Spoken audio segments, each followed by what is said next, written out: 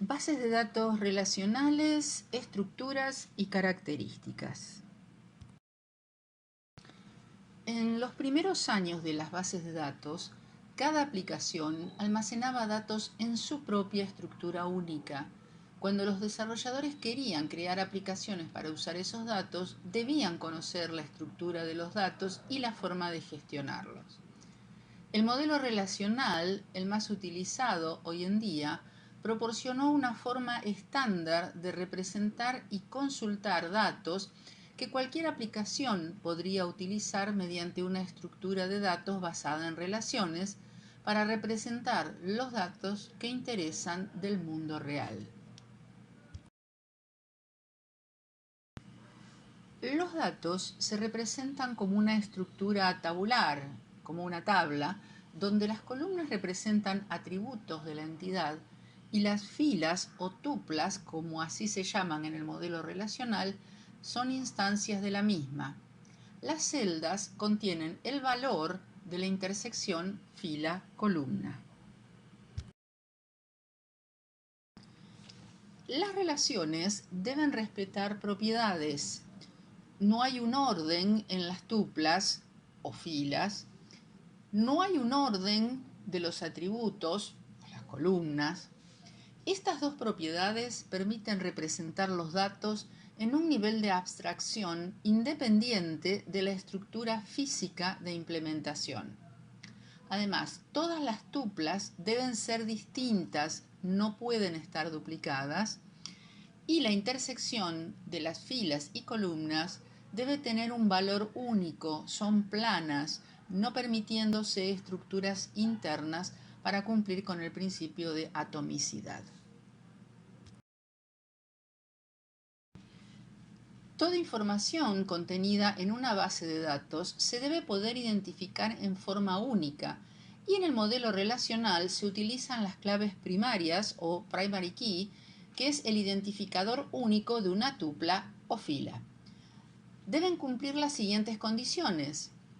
No debe ser nula, ya que permite identificar una tupla. Ese valor debe estar siempre presente.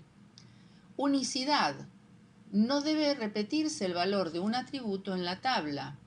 Puede estar compuesta por un solo atributo que identifica unívocamente la tupla, o puede ser una combinación de atributos, una clave concatenada de atributos que en conjunto nunca resultan repetidos en la tabla. La otra propiedad es la minimalidad. En el caso de una clave primaria concatenada, debe ser la mínima combinación de atributos que cumplan con la condición de unicidad. Por ejemplo, el legajo de un estudiante cumple con ambas condiciones. No debería haber en la institución dos estudiantes con el mismo legajo. Y con un solo atributo es posible entonces identificar a un único estudiante. La combinación tipo de documento y número de documento también cumple con la unicidad y con la minimalidad.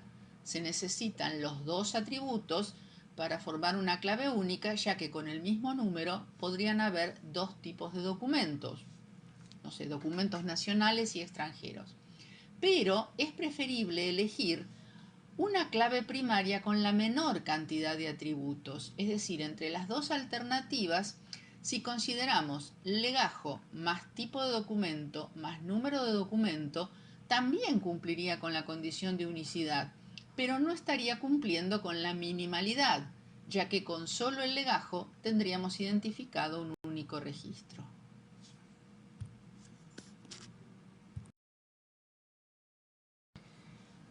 Para conectar las tuplas de diferentes tablas, el modelo relacional recurre a las claves foráneas.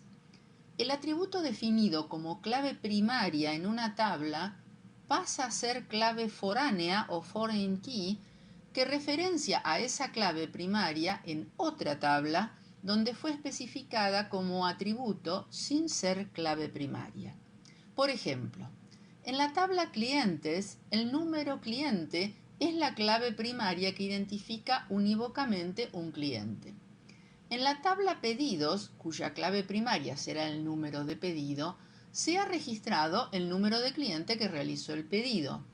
La clave foránea número de cliente referencia al atributo número cliente que es clave primaria en la tabla cliente, permitiendo de esta manera relacionar ambas tablas.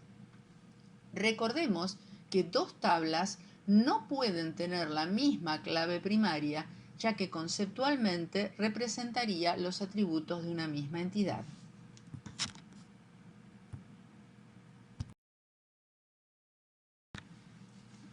Code, el creador de las bases de datos relacionales, se percató de que existían en el mercado bases de datos que decían ser relacionales, pero lo único que hacían era guardar la información en tablas sin estar estas tablas literalmente normalizadas, es decir, no cumplían con los principios exigidos por las bases relacionales. Entonces, publicó 13 reglas que un verdadero sistema relacional debería cumplir. La regla 0, regla de fundación. Cualquier sistema que se proclame como relacional debe ser capaz de gestionar sus datos enteramente mediante sus capacidades relacionales, es decir, debe utilizar exclusivamente los conceptos relacionales para gestionarlos. Tablas normalizadas, índices, claves primarias y foráneas, etc. Regla 1, o regla de la información. Toda la información en la base de datos es representada unidireccionalmente por valores en posiciones de las columnas dentro de filas de tablas. Toda la información en una base de datos relacional se representa explícitamente en el nivel lógico exactamente de una manera, con valores en tablas. No hay información que no esté en las tablas. Regla de acceso garantizado, regla 2. Todos los datos deben ser accesibles sin ambigüedad. Esta regla es esencialmente una nueva exposición del requisito fundamental para las claves primarias. Dice que cada valor escalar individual en la base de datos debe ser lógicamente direccionable, especificando el nombre de la tabla, la columna que lo contiene y la clave primaria. La regla 3, o regla del tratamiento sistemático de valores nulos, indica que el sistema de gestión de la base de datos debe permitir que haya campos nulos, debe tener una representación de la información que falta y de la información inaplicable que sea sistemática y distinta de todos los valores regulares. Recordemos que las claves primarias no pueden tener valores nulos. La regla 4, un catálogo dinámico en línea basado en el modelo relacional. El sistema debe soportar un catálogo en línea, el catálogo relacional, que contiene la estructura de la base de datos y que debe ser accesible a usuarios autorizados. Este diccionario de datos, denominado esquema en el modelo relacional, registrará los nombres de las tablas, sus atributos o campos, las relaciones, las condiciones y las restricciones de los atributos. Regla número 5. Regla comprensiva del sublenguaje de datos. El sistema debe soportar por lo menos un lenguaje relacional que tenga una sintaxis lineal, que pueda ser utilizado de manera interactiva y que soporte las operaciones de definición y manipulación de datos, actualización y recuperación, de control de seguridad y de integridad y operaciones de administración de transacciones. La regla 6, regla de actualización de vistas. Todas las vistas deben poder ser actualizadas por el sistema de manera transparente, añadir o quitar tuplas. La regla número 7 reclama un alto nivel de inserción, actualización y borrado. El sistema gestor debe permitir la manipulación de alto nivel de los datos, es decir, sobre conjuntos de tuplas. Esto significa que los datos no solo se pueden recuperar de una base relacional a partir de filas múltiples o de tablas múltiples, sino que también pueden realizarse inserciones, actualización y borrado sobre varias tuplas o tablas al mismo tiempo y no solo sobre tuplas individuales. La regla 8 apunta a la independencia física de los datos.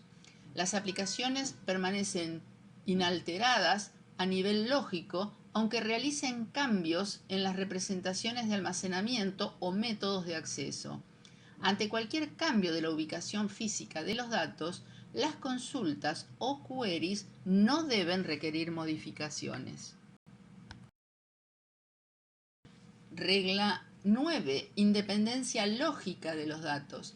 Las aplicaciones permanecen inalteradas a nivel lógico aunque se realicen cambios a las tablas. Independencia de la integridad. Las restricciones de integridad se deben especificar por separado de los programas de aplicación y almacenarse en la base de datos. Debe ser posible cambiar esas restricciones sin afectar innecesariamente a las aplicaciones existentes. Regla 11. Independencia de la distribución.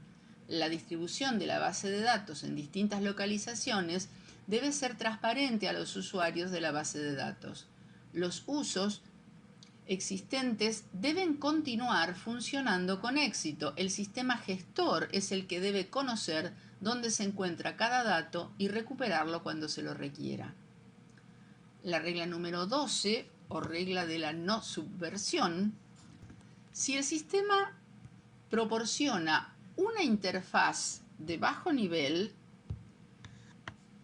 aparte de una interfaz relacional, esa interfaz de bajo nivel no debe permitir su utilización para alterar al sistema, sorteando las reglas de seguridad relacional o las restricciones de integridad. Esto es debido a que a algunos sistemas no relacionales previamente existentes se les había añadido una interfaz relacional, pero al mantener la interfaz nativa, seguía existiendo la posibilidad de trabajar no relacionalmente directamente sobre los registros. A partir de la regla número 10 de CODE, de independencia de la integridad, se definieron reglas de integridad específicas para el modelo relacional. Llamamos integridad a la propiedad de los datos de corresponder a representaciones posibles del mundo real. Por ejemplo, no podría haber una montaña con altura negativa. Hay reglas de integridad específicas de un atributo de una entidad, como por ejemplo lo mencionado anteriormente, y reglas de integridad que debe cumplir todo el modelo de datos relacional, no un atributo en particular. Tenemos entonces la regla de integridad de la entidad. La clave primaria debe ser única y no nula, y la regla de integridad referencial, también aplicable a toda la base de datos. Los valores que toman una clave foránea deben ser valores que existan en la clave primaria referenciada. Por ejemplo, un número de cliente que aparezca como clave foránea en pedidos debe existir como clave primaria en clientes. Si se hubiera eliminado el registro de ese cliente en la tabla clientes, no se podría saber de quién es el pedido. Más grave aún, si se asignara ese número de cliente a uno nuevo, el pedido estaría referenciando a un cliente erróneo.